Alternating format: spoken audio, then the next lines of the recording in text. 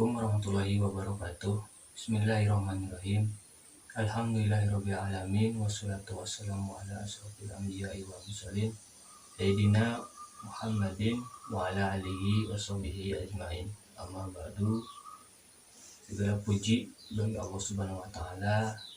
Salawat dan salam semoga tercurah limpah kepada baginda alam, yakni Habibana ya Nabiana Kanjeng Nabi Muhammad sallallahu alaihi wasallam beserta keluarga dan juga para sahabatnya. Amin ya Allah ya rabbal alamin.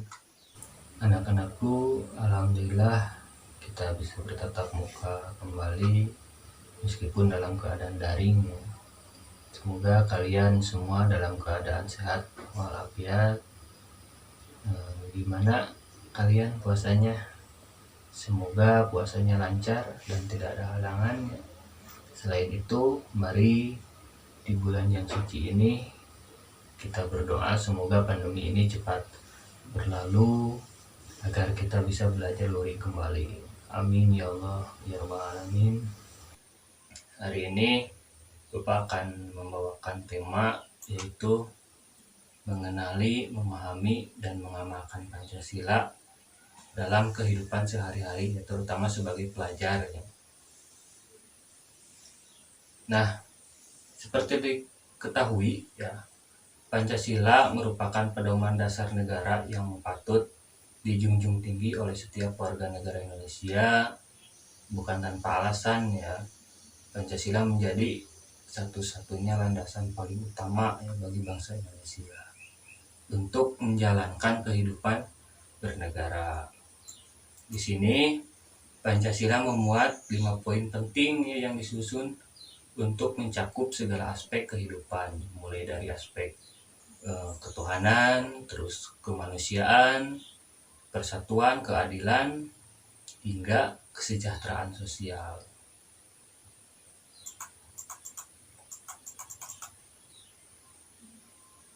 Beberapa aspek tersebut tercermin dari setiap sila-sila Pancasila.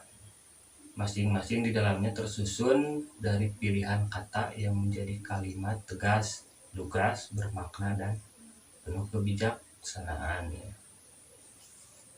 Pancasila ini merupakan sebuah pikiran, musyawarah, dan mufakat yang dilakukan oleh tokoh-tokoh penting ya di masa perjuangan kemerdekaan, meskipun melalui berbagai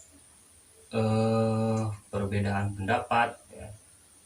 Dan pada akhirnya setiap ide dan gagasan tersebut dapat disatukan dan membentuk makna Pancasila yang sangat mendalam.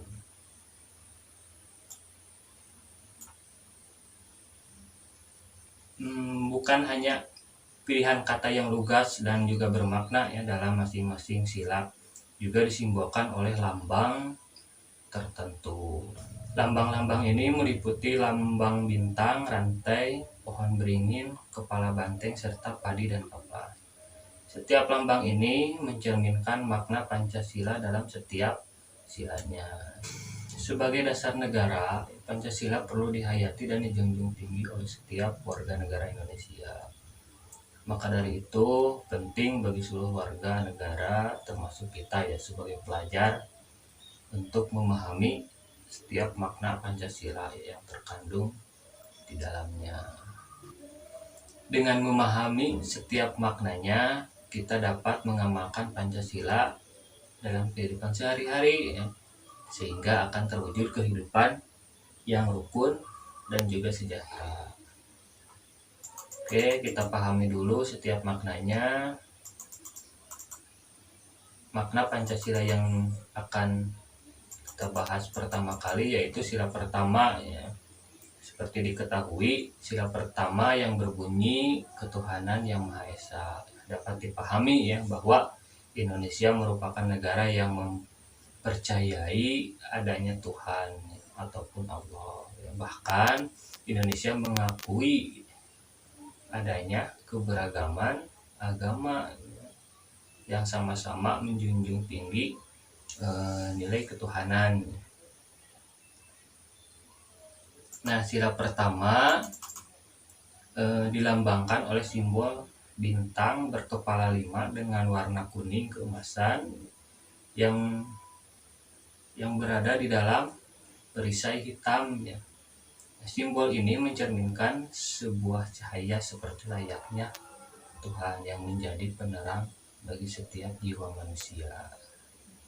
Selain itu, nilai ketuhanan yang dijadikan sebagai sila pertama menunjukkan bahwa Tuhan menjadi pedoman paling utama bagi setiap manusia untuk menjalankan kehidupan. Nah, berikut adalah pengamalan sila ini ya dalam kehidupan sehari-hari, terutama sebagai pelajar ya ataupun sebagai kaum milenial. 1. Beribadah sesuai dengan agama dan kepercayaan masing-masing dengan penuh hati ataupun dengan sepenuh hati. 2. Membina kerukunan antar umat beragama, tidak saling mengejek dan menghina satu sama lain. Saling menghormati dan bekerjasama antar pemeluk agama dan penganut kepercayaan yang berbeda, tidak mengganggu ya, tidak mengganggu teman ketika sedang beribadah. 3. Tidak memaksa orang lain dalam menganut agama atau kepercayaan. Setiap orang pasti menganggap agama atau kepercayaannya yang benar, maka itu tidak boleh yang memaksa orang lain untuk menganut agama kita. Alhamdulillah ya, kalau di lingkungan sekolah kita tidak ada ya yang berbeda agama.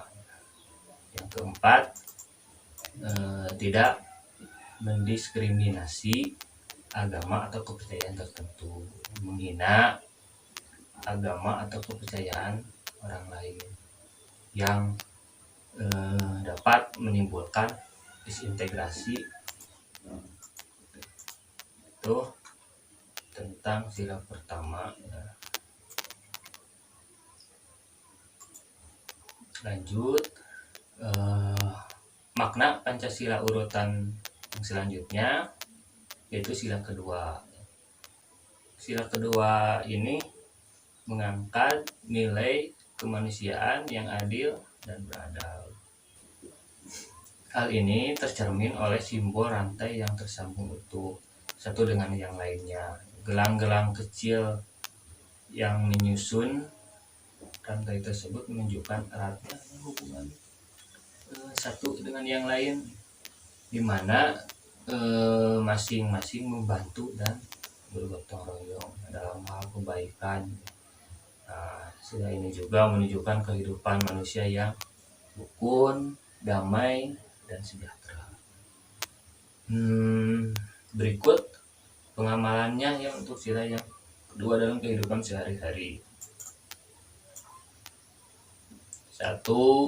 Menolong teman, tetangga, ataupun orang lain yang sedang terkena musibah dengan ikhlas ya, apalagi sekarang kan lagi dalam masa pandemi ya, kita saling menolong, kita saling melirik ya, tetangga kita barangkali ada yang membutuhkan dan sebagainya. Nah, seperti kemarin ada rantang siswa ya.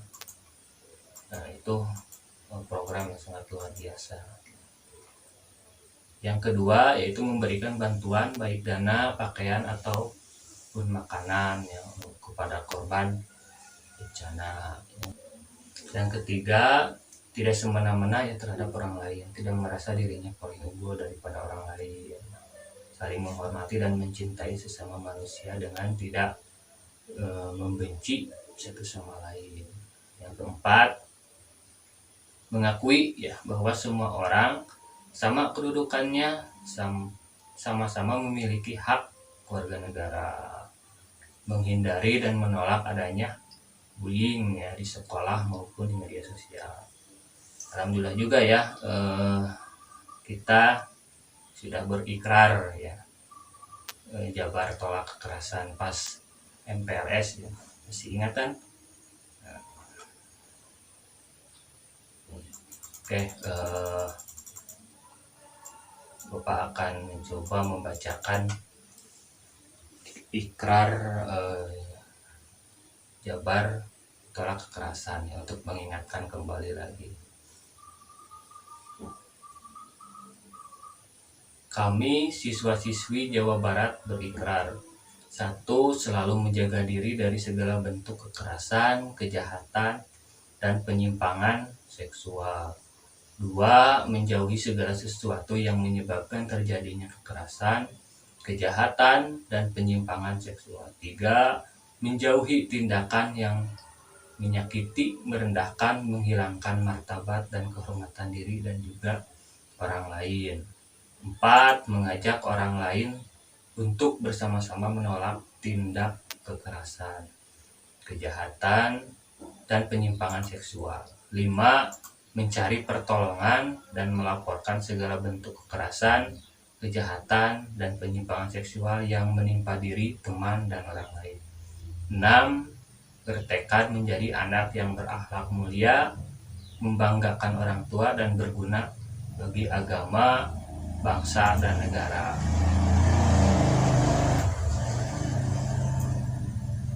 Nah, itu ya ikrarnya yang sudah kalian bacakan pada saat MPLS dulu. Udah mesti ingat ya, dan tetap dijaga ya. Kita lanjut makna Pancasila selanjutnya, yaitu sila ketiga ya. Nah, sila ketiga yang berbunyi Persatuan Indonesia yang dilambangkan oleh simbol pohon beringin yang sangat besar dan kokoh.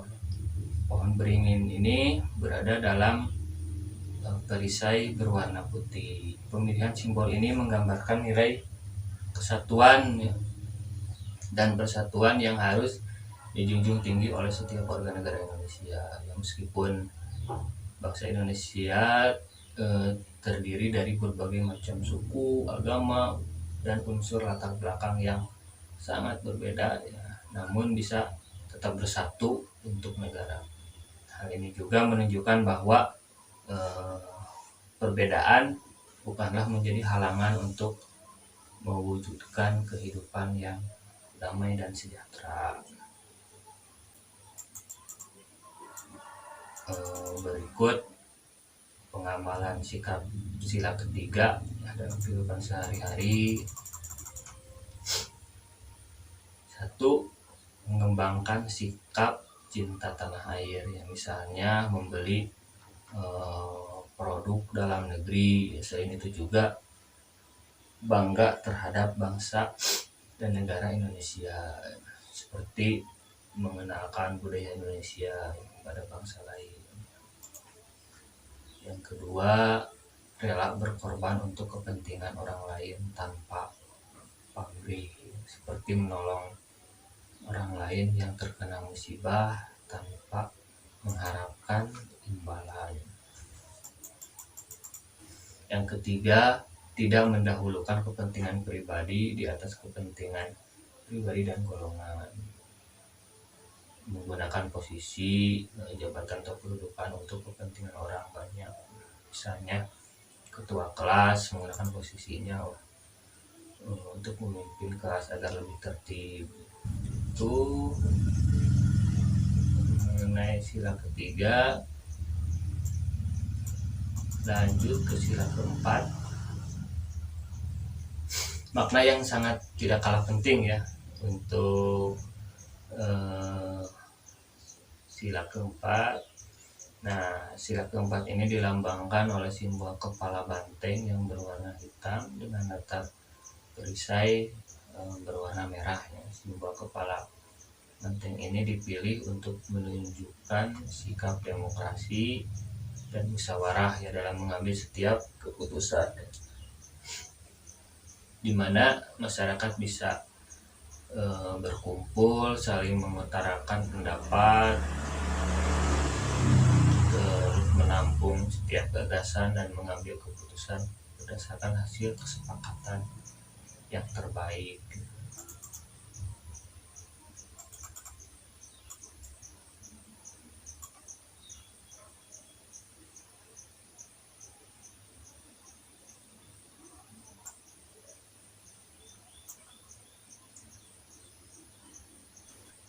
berkumpul dan berdiskusi menjadi solusi untuk setiap perbedaan atau pertentangan yang terjadi di kehidupan. Sila ini juga mengajarkan untuk tidak menggunakan kekerasan untuk menyelesaikan setiap masalah dan konflik. Contoh pengamalan sila keempat yaitu: 1. Tidak memaksakan kehendak atau pendapatnya kepada orang lain. Belum tentu pendapat yang kita paksakan baik bagi orang lain. Yang kedua, mengutamakan musyawarah untuk menyelesaikan permasalahan. Tujuannya adalah untuk mencari sumber masalah, keluhan, dan penyelesaian yang disepakati bersama. Selain itu juga harus menerima hasil dari musyawarah dengan ikhlas dan melaksanakannya dengan penuh tanggung jawab. Itu yang kedua. Ketiga, ikut memberikan suara pada pemilu bagi yang sudah terdaftar dalam calon pemilih.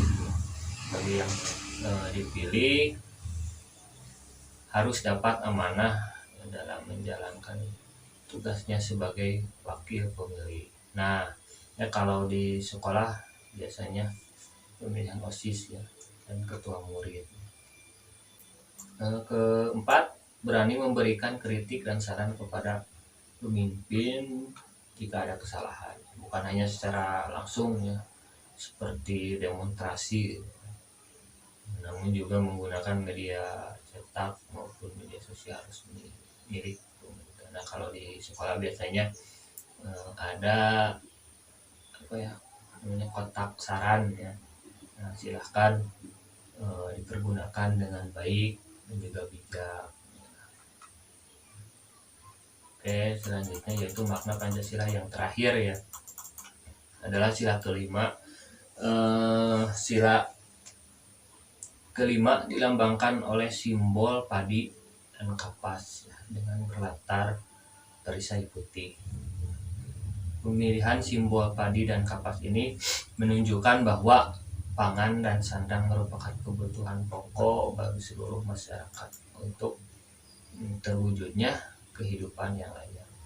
Nah, lambang ini mencerminkan sikap keadilan sosial yang berhak didapat oleh setiap masyarakat tanpa melihat status maupun kedudukannya. Selain itu juga lambang padi dan kapas juga menunjukkan bahwa pemerintah berupaya untuk mewujudkan kemakmuran dan kesejahteraan bagi seluruh rakyat Indonesia.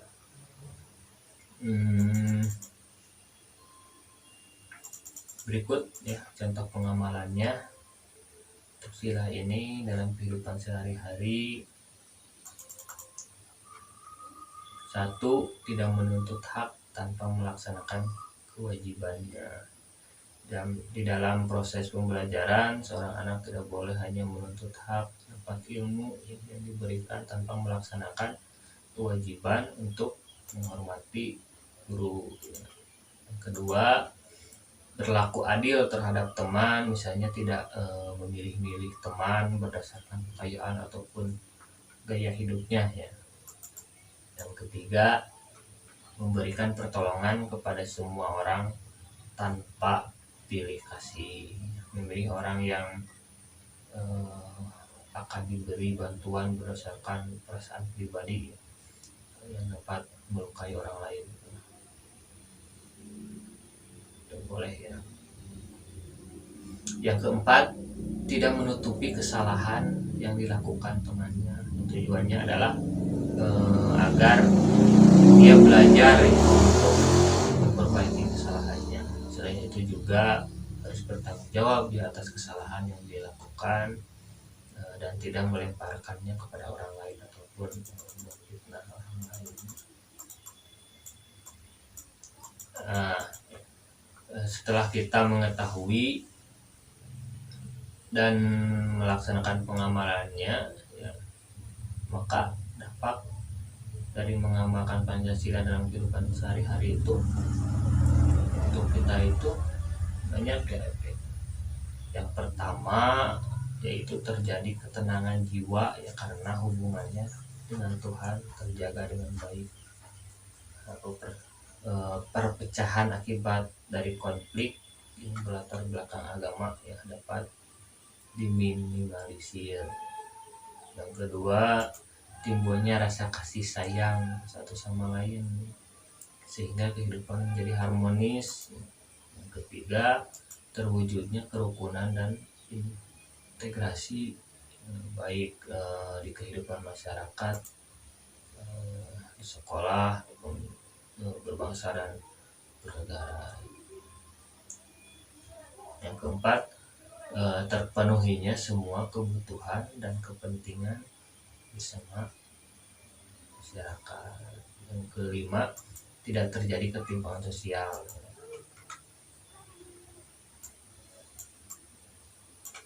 Nah, itulah beberapa makna beserta arti dari setiap lambang dan pengamalan Pancasila ya dalam kehidupan sehari-hari. Masing-masing sila dalam Pancasila mempunyai arti yang sangat dalam dan bijaksana. Semoga melalui materi ini bisa memberikan wawasan serta menambah pengetahuan bagi kita semua. Amin ya rabbal alamin. Mungkin itu saja yang bisa Bapak sampaikan mengenai materi ini. Kurang dan lebihnya memohon maaf ya. Assalamualaikum warahmatullahi wabarakatuh.